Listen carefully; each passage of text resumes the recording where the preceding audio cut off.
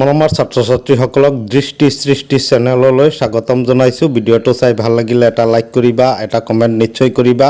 লগতে বন্ধুসকলৰ লগত ভিডিঅ'টো যিমান পাৰা শ্বেয়াৰ কৰিবা যাতে সকলোৱে ভিডিঅ'টো চাব পাৰে। লগতে চেনেলটো ছাবস্ক্ৰাইব কৰি ল'বা যাতে নতুন নতুন ভিডিঅ'ৰ আপডেট লগে লগে পাই যোৱা। ভিডিঅ'ৰ আই বাটন আৰু এণ্ড স্ক্ৰীনতো বেলেগ বেলেগ অধ্যায়ৰ প্লেলিষ্ট লিংক দিয়া আছে। এতিয়া আমি আলোচনা কৰিবলৈ আগবাঢ়িছোঁ ক্লাছ 10 ছায়েন্স চেপ্টাৰ 7ৰ পৰা HSLC 2021 স্পেচিয়েল এক্সামিনেশ্যনত অহা প্ৰশ্ন নং 1E 10 আৰু 22। এতিয়া আমাৰ সন্মুখত আছে প্ৰশ্ন নং 1E তলৰ কোনটো হৰম'নক থাইৰয়ড গ্ৰন্থিৰ দ্বাৰা প্ৰস্তুত কৰিবৰ বাবে আয়োডিনৰ প্ৰয়োজন হয়। অপশ্যনেল প্ৰশ্ন মাৰ্ক আছে 1। এই প্ৰশ্নটো তোমালোকৰ কিতাপৰ 124 পেজৰ লাষ্ট পেৰাগ্ৰাফৰ পৰা মেকিং আহিছে।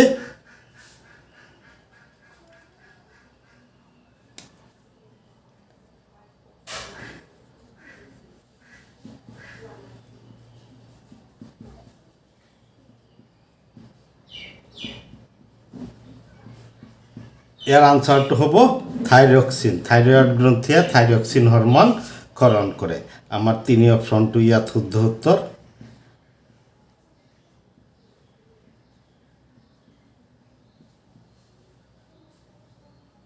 থাইৰক্সিন আমি এইখিনি পাতি থৈ আহিলেই এইটো প্ৰশ্নৰ 1 নম্বৰ আমি পাই যাম।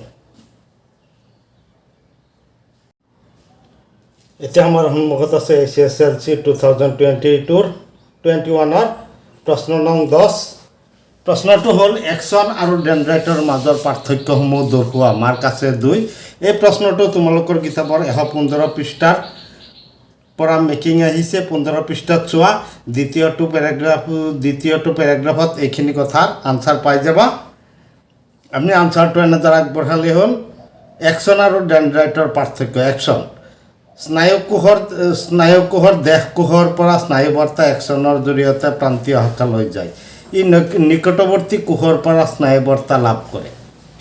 তাৰপিছত একচনৰ প্ৰান্তীয় শাখাৰ পৰা নিকটৱৰ্তী স্নায়ুকোষৰ ডেনড্ৰাইটলৈ স্নায়ুবাৰ্তা প্ৰেৰণ হয়। মানে একচনৰ প্ৰান্তীয় শাখাৰ পৰা নিকটৱৰ্তী স্নায়ুকোষলৈ যায় আৰু ইহঁতে কি কৰে দেহকোষলৈ স্নায়ুবাৰ্তা প্ৰেৰণ কৰে।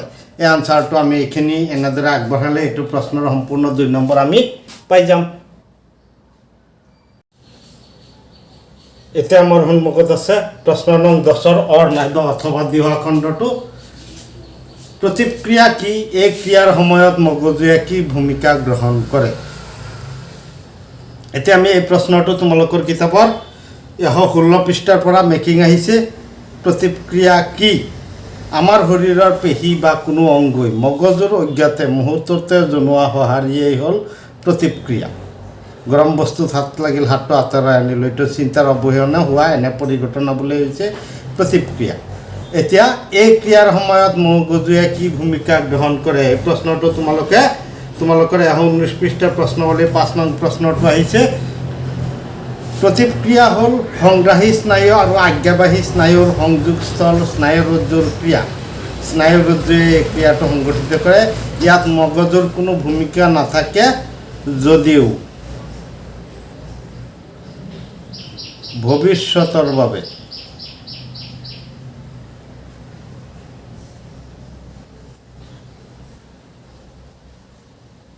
কাৰ্যটো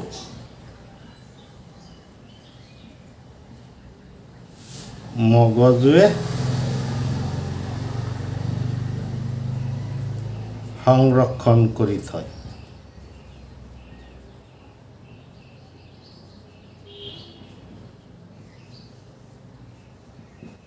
এই প্ৰশ্নটোৰ আনসাৰ আমি এনেদৰে আগবঢ়ালে এইটো প্ৰশ্নৰ 1+1 = 2 মাৰ্কছ আমি সম্পূৰ্ণৰূপে পাই যাম।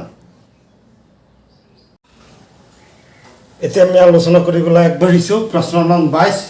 কেন্দ্ৰীয় স্নায়ুতন্ত্ৰ কিহৰ দ্বাৰা গঠিত? এই প্ৰশ্নটো তোমালোকৰ কিতাপৰ 117 পৃষ্ঠাৰ পৰা মেকিং আহিছে। এইটো চোৱা 117 পৃষ্ঠাৰ মানুহৰ মস্তিষ্ক তাৰ প্ৰথম পেৰাগ্ৰাফটোতে আছে।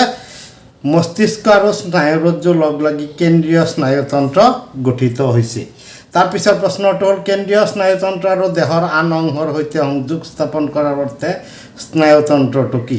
যেটো মস্তিষ্কৰ পৰা ওলাইছে এইটো তাতে আছে, কেন্দ্ৰীয় স্নায়ুতন্ত্ৰ আৰু দেহৰ আন অংশৰ লগত সংযোগ স্থাপনত মস্তিষ্কৰ পৰা ওলোৱা কৰোটীয় স্নায়ু সংযোগ স্থাপনত কোনে কাৰ্যকৰ সংযোগ স্থাপন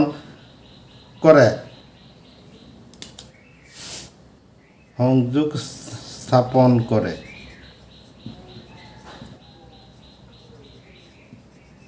মস্তিষ্কৰ পৰা ওলোৱা কৰোটীয় স্নায়ু তাৰ পিছৰ প্ৰশ্ন খণ্ডটো হৈছে এই স্নায়ুতন্ত্ৰটো গঠিত হোৱা স্নায়ুসমূহৰ নাম লিখা স্নায়ুতন্ত্ৰটো গঠিত হোৱা স্নায়ুসমূহ মস্তিষ্ক কৰোটীয় স্নায়ু স্নায়ুৰজ্জু এই স্নায়ুৰজ্জুৰ পৰা সংগ্ৰাহী স্নায়ু আৰু আজ্ঞাবাহী স্নায়ু এই প্ৰশ্নটোৰ আনসাৰ আমি এনেদৰে আগবঢ়ালে এইটো প্ৰশ্নৰ 1 + 1 + 1 = 3 মাৰ্কছ আমি পাই যাম এতিয়া আমাৰ সন্মুখত আছে প্ৰশ্ন 22 অৰ নাইবা অথবা দি অহা প্ৰশ্নটো হ'ল উদ্ভিদৰ ক্ষেত্ৰত ৰাসায়নিক সমন্বয় কেনেদৰে সংগঠিত হয় মাৰ্ক আছে 3 এই প্ৰশ্নটো তোমালোকৰ কিতাপৰ অনুশীলনীৰ 8 নং প্ৰশ্নটো পোনপটীয়াকৈ আহিছে ইয়াত প্ৰশ্নটো সামান্য সলনি কৰিছো যদিও তাত প্ৰশ্নটো আছে উদ্ভিদৰ ৰাসায়নিক সমন্বয় কেনেদৰে সংগঠিত হয় ইয়াত সুধিছে উদ্ভিদৰ ক্ষেত্ৰত খালি ক্ষেত্ৰত কথাটো লগাই দিছে এই প্ৰশ্নটোৰ আনসাৰ তোমালোকৰ কিতাপৰ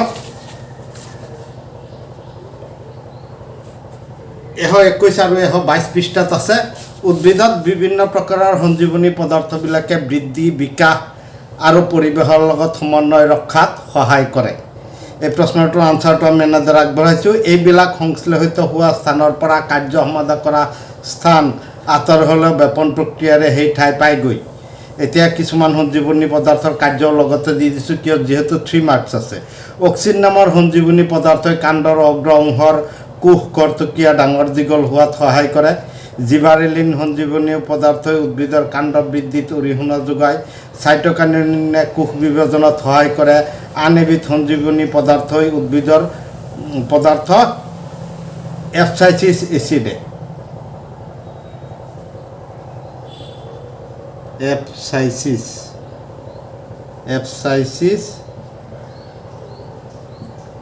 এচিডে উদ্ভিদৰ বৃদ্ধিত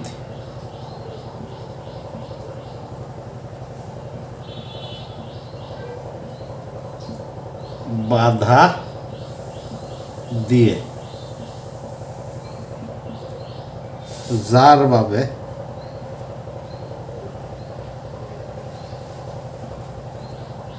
গছৰ পাত সৰে